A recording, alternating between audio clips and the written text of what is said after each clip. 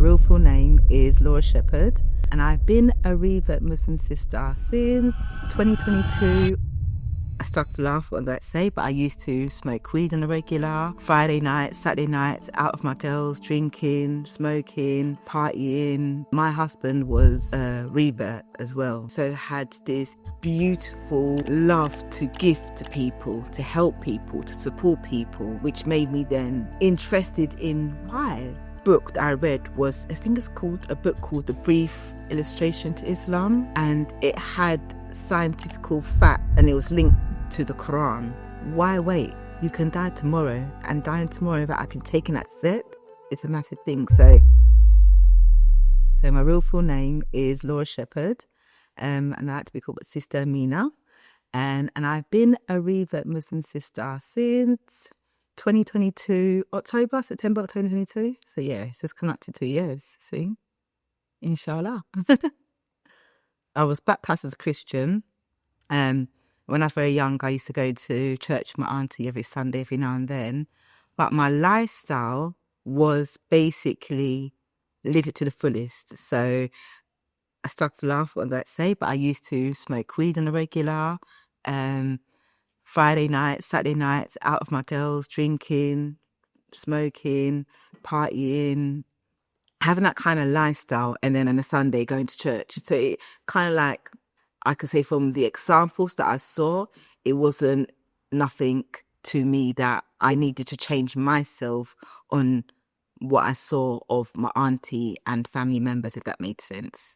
So when I used to see people on the street dressed up in their abayas and in their dress wear, I wouldn't question it. I would just be thinking to myself, strange, that's a bit. But I wouldn't be interested or intrigued to find out why. Around 2022, when 2 years before that, my mum passed away, and my husband's mum passed away in 2021. But my husband was a revert as well, but he wasn't practicing. And it was his ways and how he was, because I was attracted to a kind of thuggish kind of roadman, but he was that, but he always so had this beautiful love to give to people, to help people, to support people, which made me then interested in why. Because not a lot of the other people I know that are on the road or doing this and do that behave like that. So when I asked him, was when he then expressed to me, it's the love of Islam. We used to go out clubbing, for example, and then on the way back, hungry, go get a 2 o'clock in the morning McDonald's. Then he saw a homeless person and he was asking for money and food, and my husband told him to come along, and he got him a meal. And I was like, why? What's the point in doing that? Why do that? And he's like, why not? Is that what's the point in us when we can help someone that is in need? What's the point in that? And it made me actually love him more for who he was in doing that, but also made me want to be able to learn more about Islam, because he mentioned to me that that's one of the fundamental things as a Muslim brother, as a Muslim sister, what we represent, to be able to give. And then I think the first book that I read was, I think it's called a book called The Brief Illustration to Islam, and it had scientific facts as well as, and it was linked to the Qur'an, which made me understand Islam on a deeper level. Then I started to read the Qur'an. It's so much more than just a culture and just a religion. It's a way of life for me. And I think I was needing and urging to change my way of life and the way I was living, more so because I lost my mum, and more so because of me actually reflecting on myself as an individual and how I was behaving. The first thing I saw was my husband's ways, then reading up about the science, and then also understanding, for example, why we cover up as Muslim sisters. That was beautiful to me. Especially where I was a girl, it's always my nails, my eyelashes, hair needs to be on fleek, always showing a little bit of skin, the tightest jeans. So craving that affection, that attention from others made me understand that, no, the only attention that I should be craving and wanting is from my husband. The way how I dress now and represent myself now, I love the fact that the first thing that people see when they look at me is I'm a Muslim sister. Knowing that me putting on my hijab and my abaya, I can walk down the supermarket and another sister say, Assalamu alaikum, sister. That was beautiful. That's the most attention that I crave for now than someone on the street hollering at me because I look good. The work of supporting new Muslims continues year-round, and you can be part of it. Over the past 5 years, iERA has been blessed at being able to introduce Islam to more than 400,000 people. These individuals need our constant support as they navigate their new faith. Your contribution of £50 to support one new Muslim gives them essential guidance and support. Click the link below, share the video, and let's go back to that interview, shall we? But then the day that I came here, when after I spoke to Sister Alia, who is the founder of this centre, she was like, "You're ready." She goes, "What are you waiting for?" I said, I'm just scared that I don't want to take this step and my ways of living have not changed yet. So I'm still smoking, I'm still doing this. She goes, "Listen, all in your time. As long as you feel in your heart and you know in your heart how you feel, why wait? You can die tomorrow, and dying tomorrow without actually taking that step is a massive thing." So my life of Revert started right here. When I took my Shahada, I had my little certificate. I don't know how to explain it. I felt like a rebirth. A weight had been lifted off my shoulder. I felt free. Even though sisters around and they hugged me, "Oh, mashallah, welcome to the family." I felt welcomed. I felt loved. And this is the thing about Revert to Reality, this centre. You don't have to act a certain way. You can be your true self.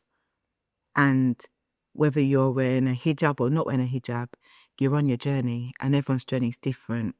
My husband was working away, so I just sent him a picture of the certificate, and he called me, he goes, baby, you took your Shahada. And I was like, "Oh, mashallah." And he started to cry, and he was like, "Oh, that's so beautiful. I wanted to be there to see." I was like, "Nah, do you know what? This is my journey that I wanted to do by myself, and I'm happy that I can share it with you now." And he was just, he felt amazing to know, because now we need to go and get married like in an Islamic way. And so it was just beautiful to know we're both in sync. Because my family kind of knew who he was. They were happy to a degree because they didn't have nothing negative to say about him, but they weren't happy at the fact that I had turned Muslim. It was hard for me to get over and to change was the lifestyle that I lived, where going out partying and smoking was a big thing for me to cut off. And the friends that I had, I actually had to just cut off all my friends. My dad doesn't live in London, alhamdulillah. He lives in Nottingham. So when I was able to tell him that, he's an old school Jamaican, still yardie, still smokes, still does what he does. And I knew the conversation was going to be hard. I knew him taking it was going to be hard. So I wanted to just declare my change in my life and for you to hear me and understand me. And as I picked that phone up, we had a conversation. I was like, "Dad, I was going to let you know there's some things to change different in my life now." "What is it now?" And I said, "Well, I'm a Muslim sister now." "What do you mean you're Muslim?" I said, I've reverted to Islam." "What? You mean you gonna bomb up the place? So what? The man making do this?" I said, "No, Dad, it's got nothing to do with no man. You're being very ignorant, yeah?" I said, "You're just going by what you hear and by what you see." I said, "But it just shows as a big man how little you know about the world." And then, "Well, man, I attacked you." I said, "Don't talk to me then." I said, "You know what, Dad?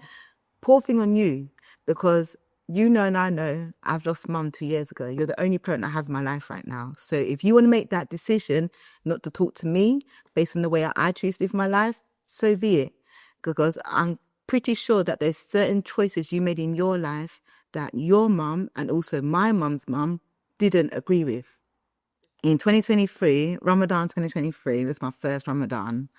And every evening in my prayers, I say dua and pray to Allah that my dad will understand my way of life, understand my choices to be a Muslim sister. And I think they do say the last 10 days is the most powerful. So when the last 10 days of Ramadan come and he called me, he said he's got someone for me to talk to. And I was like, it's probably just a brother or a sister or something. This man come on the phone and he said, Assalamu alaikum, sister.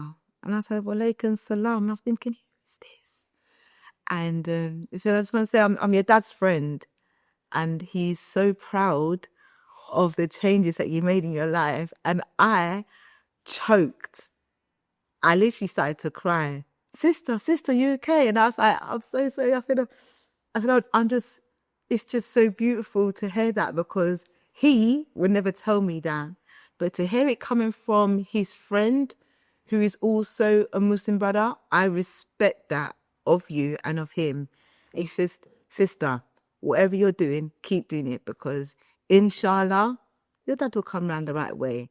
Islam is such a beautiful religion that if you don't know it and you're just going by what you hear and what you see, it's like poison to anybody else that is the not knowing or not. Do you know what I mean? The more you learn about it, you understand, you're like, wow, it's actually beautiful.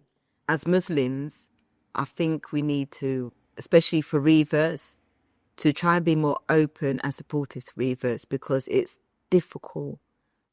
Alhamdulillah for choosing me, saving me from the disruptive life that I could have continued to be living, letting me open my eyes to real reality and not allowing social media, TV to poison myself into the norm, as I like to call it.